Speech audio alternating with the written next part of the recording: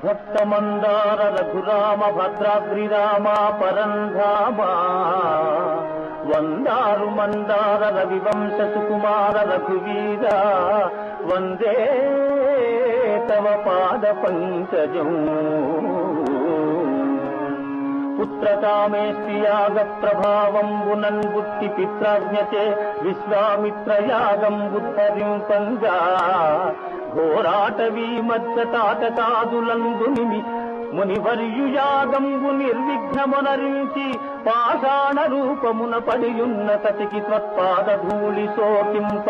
నిజ రూపముందాల్చి అహల్యాసతీ భజించె నిన్ను రఘువంశ సోమా కళ్యాణ రామా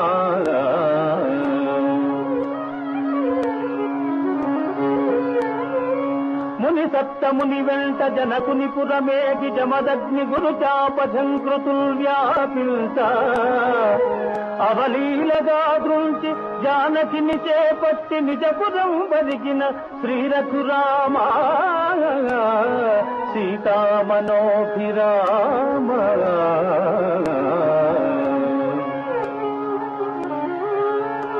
మందరా ప్రేరిత మాత కైకేయి చేపట్టాభిషేక క్రియాంతరాయంబు కలిగించ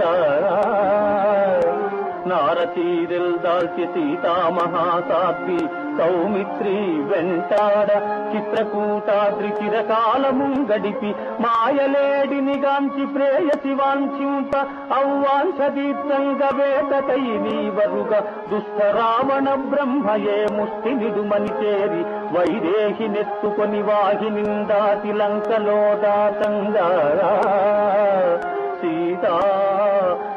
సీతాయటంతు పర్ణశాలను చేరి పడతిని గానక కానలంగాలించి ఋష్యమూకము చేరి చెట్టు తాటున దాగి వాలిని హతమార్చి నిజదారనెతికింత అంజనేయుని వంప లంకాపురింజేరి జానకిని గాంచి ఆనవాలును ఇచ్చి పుచ్చుకొని చూచితి సీతామహాసాధ్విని రామాయటంతు చేరగా వాయుపుత్రుని గాంచి ఆలింగనము కల్పితివో అనుపమ గుణ సాంద్ర రామచంద్ర